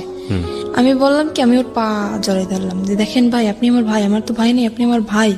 এখানে আমি ইচ্ছাকৃত ভাবে আসিনি, এরকম এরকম আমার হাজবেন্ডকে আটকে রাখা হয়েছে। আর ওর ওখানে যে যা কিছু হয় ও সবকিছু জানে যে ওর ভিতরে আসলে কি হয়। আর আরো তো মেয়েরা আছে, তো সে তাদের কাছ থেকে হয়তো ও শুনছে যে কিরকম কি এখানে সিস্টেম। আমি সমস্ত কিছু বললাম যে এরকম আমার হাজবেন্ডে আটকে রাখছে, আমাকে এরকম ভয় দেখাইছে। ও বলতেছে কি, তোমার হাজবেন্ড এখন কোথায় সেটা তুমি জানো? আমি বলতেছি আমি জানি যে হাজবেন্ড ওদের কাছে এখনো বন্দি আছে। তো বলতেছে সেরকম কিছুই না, এখানে সিস্টেম হচ্ছে তোমার মেয়েদের এখানে নিয়ে এসে বিক্রি করে দেওয়া হয়। তখন আমার বিশ্বাসই হইতেছে না, এরকম আমার হাজবেন্ড করতে পারে না, এতটা খারাপও হইতে পারে না। ও তখন বলতেছে কি, আচ্ছা ওর কাছে ফোন ছিল, বলতেছে তোমার হাজবেন্ড যেহেতু বন্ধু তাহলে তো ওর ফোনটা অফ থাকার কথা, তাই না? আমি বলছি হ্যাঁ। তো বলতেছে তুমি আমার ফোনটা দিয়ে 1 মিনিট ওকে কল করো। তো আমি বললাম আমি কথা বললে তো আমি বুঝতে পারবো না, তো আপনি কথা বলেন। তো ফোনটা দেওয়ার পরে ওই মেয়েটা ধরছে ওর ফোনটা, মানে যাকে সে বিয়ে করেছে? যাকে সে বিয়ে করছে সে মেয়েটা ধরছে। ধরার পরে বলতেছে কে, আপনি কে? বলতেছে আপনি কে মানে? আমি তো যার ফোন আমি তার ওয়াইফ। তখন আমি বুঝতে পারলাম যে ছেলেটা যা বলছে সম্পূর্ণ সত্যি। তখন আমি বুঝতে পারলাম। তো আমি বললাম কি যে ভাই দেখেন, আমি যদি আপনার বোন হতাম আপনি কি এটা মেনে নিতে পারতেন? তো বলতেছে না, কখনোই না। বলতেছে আপনার দুটো পায়ে ধরে আপনি আমাকে কিছু করেন না। তখন ওই ছেলেটা আমার করুণা দেখে ও ছেলেটা নিজেই কেটে ফেলছে। ছেলেটা বলল কি, আচ্ছা ঠিক আছে আমি তোমাকে কিছু করতেছি না, কিন্তু এরপর নেক্সট টাইম যে আসবে সে তো তোমাকে ছেড়ে দেবে না, কারণ এখানে টাকার বিনিময়ে সব কাজ করা হয়, টাকা দিয়ে তো কেউ তোমাকে ছেড়ে দেবে না। প্রতিটি অপরাধ এবং ভুল দাঁড়িয়ে থাকে গোপন কিছু ঘটনার উপর। আমরা সেই গোপনকে আনতে চাই সবার সামনে। তো তুমি যদি চেষ্টা করো, আমার মনে হয় তুমি চেষ্টা করলে এখান থেকে বের হতে পারবা, ছেলেটা আমাকে বলে। বলতেছে যে করছে, আমি নেক্সট টাইম যদি আমি কখনো আসি তোমার জন্য আমি সাহায্য করার করবো। ও বলতেছে যে আমি একটা মামলা করব, যে তোমার ফ্রেন্ড হিসাবে, আমি তোমার ক্লাস ফ্রেন্ড সেই হিসাবে আমি তোমার জন্য একটা মামলা শিট নিয়ে আসবে, ওখানে আমার সইটা শুধু থাকবে আর সম্পূর্ণ কিছু ওই লিখে নিয়ে আসবে যেটা লেখার। আমি বলতেছি সেটা তো হবে না, কারণ ওখানে আমার সই নেওয়া হয়েছে যাতে আমি কোনো কিছু না করতে পারি। হ্যাঁ, পুলিশ ফাঁড়িতে। তো বলতেছে তাহলে কি করবা, দেখো কি করতে পারো। ও তো চলে গেল। এবার আমি দরজাটা আমি নিজেই বন্ধ করে দিলাম। দেওয়ার পরে আমি খুঁজতেছি যে ছুরি বা অন্য কিছু যদি আমি পাই, আমি আত্মহত্যা করার চেষ্টা করতেছি। তো আমি খোঁজাখুঁজি করতেছি, খুঁজতে খুঁজতে উপরে যে সানসেটের পরে ওই যে আপনার বক্স ছিল, বক্স আনছে আমার জন্য, ওই রুমে সবকিছু নিয়ে আসছে আমার জন্য, যেহেতু ওই রুমে আমি থাকবো, সবকিছু নিয়ে আসছে। তো বক্সের যে কার্টুনটার ভিতরে আপনার ইঁদুর মরা ওষুধ। আমি পাইয়ে তো মানুষ তো কষ্ট হয়, কিন্তু আমি পাই তো মহা খুশি। আমি ওটা পাওয়ার পরে অনেক অনেক খুশি আমি, যে আমি এখানে এসব করার থেকে কারে আমি ভালোবাসলাম, কার জন্য আমি রাজি হইলাম, যাকে বাঁচানোর জন্য আমি রাজি হইলাম সেই আমাকে দিয়ে এসব করাচ্ছে, আমি আর নিজের জীবন আমি রাখতে চাই না। তো আমি পুরো প্যাকেট খেয়ে ফেলছি। ফেলার পরে দরজা খুলে দিলাম, আবার দেওয়ার পরে আবার আর একটা ছেলে আসছে, এসে দেখতেছে আমার অবস্থা খুবই খারাপ, পুরো শরীর ঘেমে গেছে আর আমি কথা বলতে পারতেছি না। তো আমার যে ওখানে যে ওই যে মহিলাটা ওনাকে ডাক দেওয়ার পর উনি তো ভয় পেয়ে গেছে যে এখানে যেহেতু আমার থেকে সই নেওয়া হয়েছে, তখন তো ওরা বুঝে যাবে যে আমাকে ভয় দেখানো হয়েছে, আমার থেকে সই নেওয়া হয়েছে, যে আমি স্বেচ্ছায় সব করতেছি, তাহলে কেন আমি বিষ খেলাম, এখানে প্রশ্ন উঠবে না। তখন উনি আমাকে তাড়াতাড়ি হসপিটালে নিয়ে গেল। হসপিটালে নেওয়ার পর আমাকে ওয়াশ করানো হলো, তারপরে ওখানে হসপিটালে আমাকে ভর্তি করলো। করার পরে মোটামুটি থানায় খবরটা চলে গেছে, থানার স্যার আমার কাছে আসলো, এসে তখন আমি পুরো অজ্ঞান, তখন আমার জ্ঞান আসে নাই। তো স্যার তখন আমাকে কিছু জিজ্ঞেস করতে পারে না, চলে গেছে। যাওয়ার পরে 1 সপ্তাহ পরে ওই যে আমার হাজবেন্ড ও আসে, ওর কাছেও খবর চলে গেছে। ও আসে আমার তো অক্সিজেন লাগানো, তারপরে মুখে তো খাইতে পারি না, এনজি টিউবে খাই। তো আমার হাতটা ধরলো, তো সেরকম একটা কথাও বলতে পারি না। আমি ওকে দেখে কেঁদে ফেলছি আমি সব, যে কি আমি অ্যাকশন নিতেছি, কেন তুমি আসছো, আমার ডক্টর সবাই আমার সামনে, আমি ওখানে অ্যাকশন নিতেছি, তুমি কেন আসছো, তুমি এখান থেকে চলে যাও। আমি এক নজর ওকে দেখার পরে আমি চোখ বন্ধ করে ফেলছি, এতটা ঘৃণা আসছে আমার। আমি বললাম তুমি চলে যাও এখান থেকে, আমি তোমাকে দেখতে চাই না। তো সেখান থেকে ও বললো কি আমি চলে যাবো ঠিকই, কিন্তু তোমাকে সাথে নিয়ে যাবো। কোথায় নিয়ে যাবো আবার, আমাকে কোথাও বিক্রি করার ইচ্ছা আছে তোমার, কোথায় নিয়ে যাবো আবার? তো আমার হাতটা ধরলো, ধরার পরে বললো কি যে আমি আসলে বুঝতে পারিনি যে তুমি আমাকে এতটা ভালোবাসো, তাহলে আমি এটা করতাম না কখনোই। আমাকে আমার কাছে মাপ চাইলো যে আমি আর কখনো এরকম করবো না, মেয়েটাকে আমি ছেড়ে দেবো, তুমি যেটা বলো আমি সেটাই শুনবো। অনেক করুণা করার পরে আবারও আমি ওকে বিশ্বাস করলাম, এত কিছু করার পরেও আবারও বিশ্বাস করলাম ওকে আমি।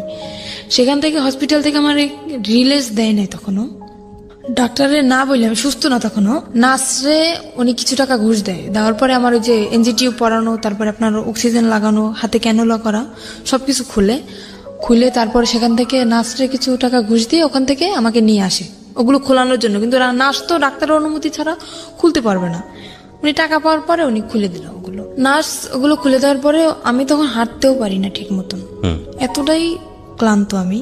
আমাকে নিয়ে তখন সে ঢাকা, আমার একটা ফুপু আছে সেখানে আমাকে নিয়ে আসে, আমার আপন ফুপু, সেখানে আমাকে নিয়ে আসে। আর বাড়ি তো গেলে তো যদি এই সমস্ত কথা শোনে তাইলে তো মনে করেন ওরে তো মারবে, সাথে আমিও মার খাবো, যে এত কিছু তাও তারপরও কেন আমি মানিয়ে নিলাম। আমি বাড়ি গেলাম না, আমার সে ফুপুর কাছে গেলাম, যার পরে ওখানে আমি 1 মাস পর্যন্ত থাকলাম। থাকার পরে ও বললো কি দেখো আমি তো কাপড় চোপড় কিছুই নিয়ে আসিনি, আমার কাপড় চোপড় তো সবকিছু বাড়িতে, তুমি এখানে থাকো, মানে আমাদের ওখানে চাকরি বাকরি নেওয়ার কথা, তো আমি সুস্থ হবো তারপরে চাকরি নেবো।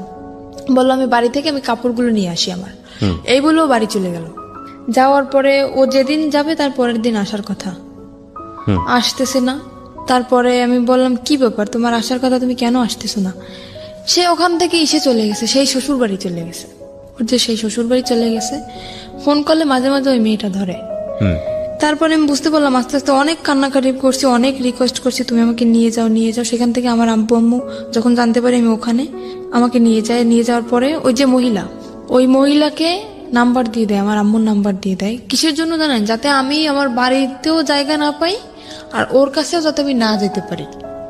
ওর বাড়িতে সম্পূর্ণ সবাইকে জানাই দিছে যে আমি এসব করি, আমি বিয়ের আগে এসব করতাম, ও জানতে পারছে সেজন্য ও আমাকে ডিভোর্স দিতে চায়। আসলে তো কিছুই না সেরকম, ও নিজে করছে এগুলা। এটা বলার পরে আমার আম্মুর কাছে ওই মহিলা ফোন করে, করার পরে ওই ফোনটা আমার আব্বু ধরার পরে ওই সম্পূর্ণ কথা উনি বানাই যা বলার সব বলছে, যে আপনার মেয়ে এতদিন শ্বশুর বাড়ি ছিল না, আমার এখানে ছিল, এসব করতো। আর এসব কথা শোনার পরে আমার আব্বু তো সবাইকে বলে দিল। মানে এই ফোনটা কে ধরেছে? আমার আব্বু, সদাব্বু। না, আমি আসলে এই জিনিসটা একটু ক্লিয়ার হতে চাই। ফোনটা কে করেছে, কাকে ফোনটা রিসিভ করেছে কে? ফোনটা করছে আমাকে যেখানে বিক্রি করে দেওয়া হয়েছিল, যে মহিলা ছিল উনি ফোন করছে। উনি ফোন নাম্বারটা নিছে আমার হাজবেন্ডের কাছ থেকে। কাকে করেছে ফোনটা? ফোনটা করছে আমার আম্মুর ফোনে, কিন্তু ফোনটা রিসিভ করছে আমার যে আব্বু। মানে তখন তো আপনার আম্মুর বিয়ে হয়েছে একটা। হ্যাঁ, তখন আর একটা বিয়ে ফোন হয়েছে। করে ওই ভদ্র মহিলা, মানে হোটেলের যিনি ইনচার্জ ছিলেন ওইসব কাজের, ওই ভদ্র মহিলা ফোন করে আপনার মাকে বলেছে যে আপনার, আমার মাকে না, আমার সৎ যে আব্বু, মানে আলটিমেটলি আপনার মাকে ফোন করার জন্য বলেছিল, কিন্তু আপনার সৎ বাবা রিসিভ করেছে। সৎ বাবাকে বলেছে যে এই সব কাজ করেছে আপনার মেয়ে এখানে। ওকে। আর উনি যেগুলো বলছে ওগুলো তো সম্পূর্ণ মিথ্যা কথা, রাইট? তারপর মানে উনি চায় যে আমার বাড়ির থেকে যদি আমাকে তাড়িয়ে দেওয়া হয় তখন আমার বাধ্যতামূলক ওখানে যেতে হবে, কোনো উপায় থাকবে না, কোনো উপায় থাকবে না। তখন আমার আব্বু ওটা শোনার পরে, আমি ওনাকে আব্বু বলেই ডাকতাম, ওটা শোনার পরে সে আমাকে মানে একদম ক্লিয়ারলি বলতেছে তুমি বাড়ি থেকে বের হয়ে যাও। ফ্যামিলির সবাইকে জানাই দিল। এবার আমি কি করব, আমার মাথায় আসমান ভেঙে পড়ছে। এরকম একটা জিনিস আমার লাইফে ঘটলো, কোথায় আমার ফ্যামিলি আমাকে সাপোর্ট করবে, অন্য মানুষের একটা মিথ্যা কথা শুনে আমার সাথে এরকম করলো। আমি বাড়ি থেকে বের হয়ে চলে আসলাম। মাও বললো বাড়ি থেকে বের হয়ে যেতে? আম্মুর তো কিছু করার নেই, ফ্যামিলির থেকে যেহেতু সবাই এরকম বলতেছে। কিছুই বললো না মা? আম্মু তো কান্নাকাটি করতেছে, আম্মু তো আমাকে আসতে দেবে না। তখন সে আব্বু বলতেছে তুমি যদি তোমার মেয়েকে না আসো আমি তোমাকে ডিভোর্স দিয়ে দেবো। তা আম্মুকে আমি বললাম আম্মু এতদিন তো দূরে ছিলাম, থাকছিল না আমার ছাড়া, তো এতদিন যেরকম ফোনে কথা বলছি এখনো সেরকম ঠিক সেরকম তোমার সাথে আমার ফোনেই কথা হবে, আমি এখানে থাকবো না। কারণ আমি যদি এখানে থাকি এই ব্যাপারটা গোটা এলাকায় জানাজানি হয়ে যাবে, আমি এটা চাই না। বাড়ি থেকে বের হয়ে চলে আসলাম। বাড়ি থেকে বের হয়ে চলে আসে আমার যে ফুপুর কাছে ছিলাম ঢাকায়, ওখানে আবার আসলাম। আসার পরে ওনার কাছে 15 দিন থাকার পরে ওখানে কোনো চাকরি বাকরি হইতেছে না, কারণ যেহেতু বাড়ি থেকে একদম বের হয়ে চলে আসছি, বাড়ি তো আর যাবো না, চাকরি বাকরি কিছু তো একটা করা লাগবে। ওখানে কোনো চাকরির ম্যানেজ হইতেছে না। তারপর আমার আম্মু কথা বললো, আমার যে আন্টি এখন বর্তমানে ঢাকায় আছে ওনার সাথে আমার আম্মু কথা বললো যে দেখ, আমি আম্মুকে সবই বলছি যে আম্মু যেটা তোমরা শুনছো সেটা সম্পূর্ণ মিথ্যা, তুমি আমার কাছ থেকে শোনো। আম্মু শোনার পরে আর আম্মু আমাকে অনেক বিশ্বাস করে, আর আমি আম্মুর সাথে কখনোই মিথ্যা কথা বলি না। ওই বিয়ে হওয়ার পরে যেটা বলছি, কিন্তু এখন আর বলি না। তাও তো বলছে হাজবেন্ডের জন্য। আম্মুকে বলার পর আম্মু বলছে আচ্ছা ঠিক আছে আমি দেখতেছি। তো আম্মু সেখান থেকে আমার আন্টির সাথে কথা বলে, আন্টির সাথে কথা বলার পরে আন্টি বললো ঠিক আছে আমার কাছে আসো। ঈদের 3 মাস আগে বলতেছে ঠিক আছে আমার কাছে আসো তুমি। আসলাম, সেখানে আসার পরে ট্রেনিং করলাম। ওই যে আপনার এখন যে নার্সিং ট্রেনিং জবটা করতেছি নার্সিংয়ে, সেখানে ট্রেনিং করলাম, করার পরে তারপরে আবার অসুস্থ হয়ে গেলাম। সেখানে অসুস্থ হওয়ার পরে প্রায় 2.5 মাস যাবৎ বসা, তারপরে কোনো চাকরি বাকরি হইতেছে না। আমার আপন ফুপুর বাসায় চলে আসলাম। সেখান থেকে আমার আম্মু কথা বলে আমার আন্টির সাথে, সেখানে 15 দিনের মতো থাকলাম। আমার আম্মু কথা বলে আমার আন্টির সাথে যে এরকম ওর সমস্যা, ওর জন্য একটা চাকরি দেখতো না। তো আন্টি বললো ঠিক আছে ওকে আমার কাছে পাঠিয়ে দাও। তো আমার সে আন্টি তো থাকে নারায়ণগঞ্জে, ওই যে ফুপু তাকে আমি আন্টি বলেই ডাকি। সেখান থেকে আমি আমার আপন যে খালা তার কাছে চলে আসলাম। আসার পরে সেখানে একটা এই যে এখন যে চাকরিটা করতেছি সেখানে ট্রেনিং করি। ট্রেনিং করার পরে আমি হঠাৎ অসুস্থ হয়ে যাই। অসুস্থ হওয়ার পরে 2.5 মাস বসার পরে আমি ওকে একদিন কল দিই আমার আন্টির ফোন দিয়ে। ওকে, মানে আপনার হাজবেন্ড? আমার হাজবেন্ডকে কল দেওয়ার পরে ও শুনলো যে আমি ঢাকায় আছি। তারপর আমি আবারও কেঁদে ফেলছি, ওর সাথে ফোনে কেঁদে ফেলছি। তো তখন আমাকে বলতেছে কি ওই মেয়েটা এখন নেই, তুমি কি এখন আসবা?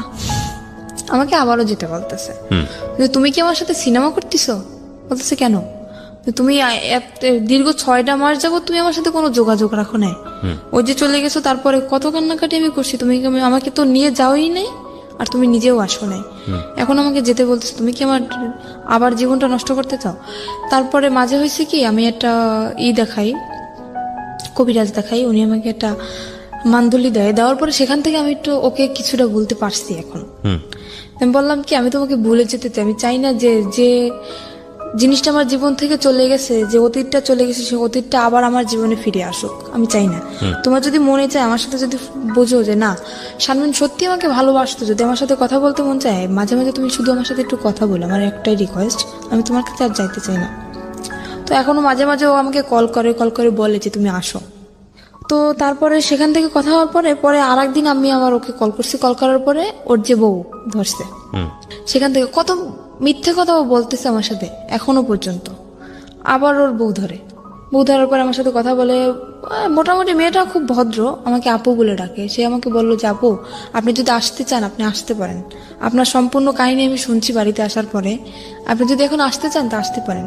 আমি বললাম কি না আমি আসবো না, যেহেতু তুমি একটা মেয়ে অনেক মনে আশা নিয়েই বিয়েটা করছো, তো ওর সাথে সংসারটা করার চেষ্টা করো। ওকে আমি বুঝে সুঝে বললাম যে এরকম চলো, কি পছন্দ করে না সবকিছু আমি ওকে শিখিয়ে দিলাম। দেওয়ার পরে তারপরে আমাকে বলতেছে তুমি আসো। ওই মেয়েটাও বলতেছে ও বলতেছে, কিন্তু কিসের আশায় বলতেছে সেটা আমি জানি না, মানে হয়তো মনের ভিতর অন্য কিছু। মানে এটা হচ্ছে আপনার এখনকার আমার অবস্থা? ধারণা এখনকার অবস্থা এটা হচ্ছে আপনার? হ্যাঁ। বর্তমানে আপনি কি করেন? বর্তমানে এখন আমি একটা জব করতেছি, নার্সিং জব। নার্সিং বলতে এটা কি ধরনের নার্সিং? মানে হোম সার্ভিস? হ্যাঁ, এটা হোম সার্ভিস। আচ্ছা, তো সেটা হচ্ছে বিভিন্ন পেশেন্ট যাদেরকে বাসায় সেবা দিতে হয়, কোন একটা কোম্পানির আন্ডারে থেকে আপনি এই কাজটা করছেন, সার্ভিসটা দিচ্ছেন, তাই কি? হ্যাঁ। ওকে। তো এখন আমি আরেকটা কথা জানাইতে চাই যে আমার জীবনে যে ঘটনাটা ঘটছে, এরকম ঘটনা হয়তো কোনো মেয়ের জীবনে ঘটে নাই, আর যদি ঘটেও থাকে তাও খুব কম। না, এর চেয়েও ভয়াবহ ঘটনা ঘটে। আপনি জীবন গল্প শোনেন প্রতিনিয়ত? অবশ্যই শুনি। এর থেকে ভয়াবহ ঘটনা বলতে কি ঘটতে পারে? না, এর চেয়েও ভয়াবহ ভয়ঙ্করতম ঘটনা ঘটে, সেদিকে আমরা নাই বাজাই। কিন্তু আপনার জীবনে যেটা ঘটেছে সেটাই আপনার কাছে ভয়ঙ্কর, আমার জীবনে যেটা ঘটে সেটা আমার কাছে ভয়ঙ্কর। মানুষের ঘটনা মূল্যায়ন না করে আপনি আমাকে এটা বলেন, আপনার জীবনে আপনার হাজবেন্ড যেহেতু প্রথম মানুষ, সুতরাং বাছ বিচার করার কোনো সুযোগই আপনার জীবনে আসেনি। আপনি আরো যখন পরিণত বয়সে যাবেন, আরো যখন বিভিন্ন রকমের এক্সপিরিয়েন্স আপনার হবে, তখন আপনি বুঝতে পারবেন যে এই সময়টা আপনার জন্য কতটা ভুল ছিল, কতটা রিস্কি ছিল, কতটা বোকামি ছিল, যেটা আপনি এই বয়সে বসে সেটা বুঝতে পারবেন না।